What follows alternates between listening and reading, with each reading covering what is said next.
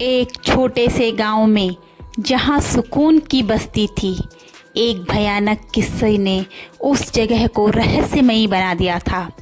गांव वाले वहां के प्रेत के बारे में बात करते थे, जो चांदनी रातों में आते थे, जब अंधेरे में आवाज़ और भूतिया रूप ले लेते थे। कहानी की शुरुआत वर्षों पहले हुई थी, जब एक प्रबल जादूगर नामक एरिक उस गांव में आया था। उसकी शक्तियों की बात सुनकर गांव वाले उससे डरते थे। उन्होंने अंधेरे जादू की मास्टरी की थी और हर तरह की वेदनाओं का अध्ययन करने की थी। गांव के बुजुर्गों की चेतावनी के बावजूद एरिक ने अंधकार की कलाओं की ओर और बढ़ने का निर्णय लिया।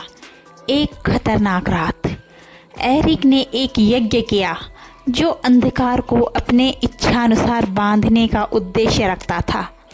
लेकिन उसकी घमंड ने एक नास्तिक परिणाम की ओर उसको ले गया। अंधकार ने उसके नियंत्रण में बंधन करने के बजाय उससे विरोध किया और अपने क्रोध में उसको निगल लिया। सिर्फ उसकी कर्कश हंसी रात के माध्यम से उसे छोड़ के गई। सालों के साल गांव वाले उस अदृश्य प्रेत से डरने लगे। किस्से में आगे बढ़ते हुए, जिन्हें आगे बढ़कर नीति से उनके पीछे जाते, उन लोगों में से जो इस भयानक प्रेत के सामना करने का दुर्भाग्य रखते, उन्होंने उसकी तरफ से चिल्लाती आवाज़ सुनी, जो हर दिशा से आती थी। उसकी आवाज़ दुख और क्रोध का दर्दनाक मिश्रण था।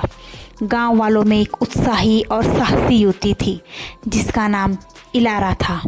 उसकी अदृश्य प्रेत की कहानियों को सुना था, लेकिन उसका अविश्वास उसे यकीन करने पर मजबूर कर देता था। ये सिर्फ बच्चों को डराने की कहानियां हैं। गांव वालों को खुद ही को साबित करने का मन था। उन्होंने अंधकार में रात के दिन में जाने का निर्णय किया, जब प्रेत सबसे अधिक सक्रिय होते हैं। एक लालटेन और संदेह से भरपूर दिल के साथ इलारा रात के अंधकार में जंगल में कदम रखने लगी। पेड़ ऊंचे और डरावने थे। उनकी शाखाएं जंगल की जमीन पर टहलील छोड़ रही थी। जैसे जैसे अंधकार घना होता गया, इलारा का संदेह कम हो गया। हवा भारी हो गई और खतरनाक भावना उसे घेरने लगी।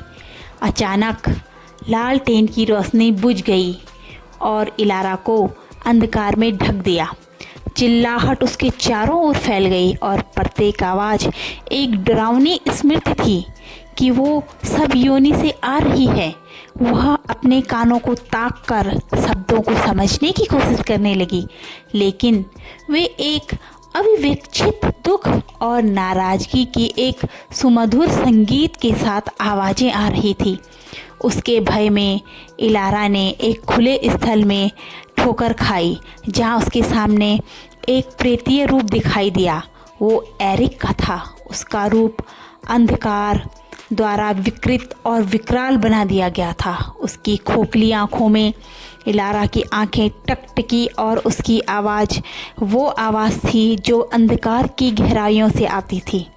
तुम हिम्मत कैसे करती हो अंधकार की चुनौती देने को? तुम हमारे साथ जुड़ जाओगी। हमें हमेशा तक साक्षात्कार किया जाएगा। तुम्हारी जिज्ञासा द्वारा बंदी हो जाओगी। डर के मारे इलारा भागने की कोशिश करने लगी, लेकिन अंधकार उसके चारों ओर बढ़ गया। उसकी चीर ठंडी हवा से गायब हो गई।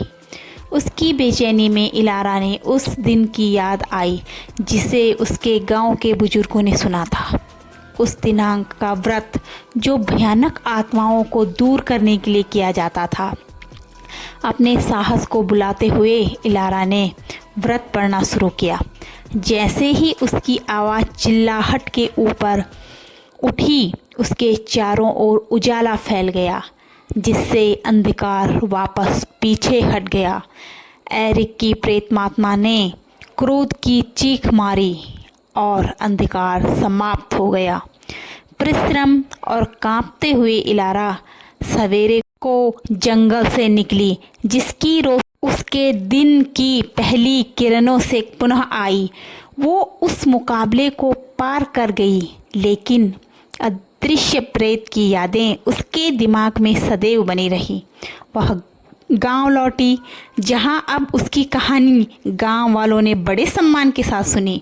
उनकी पूरी तरह से समझ में आ गई थी कि उस अदृश्य प्रेत के साथ खतरा से जो जुड़ी हुई कहानी थी वह एक भ्रांति ही थी, और चांदनी की रातों में जब चांदनी वृद्धि और कमी करती थी, अदृश्य प्रेत गांव वाले उसी को समझते थे।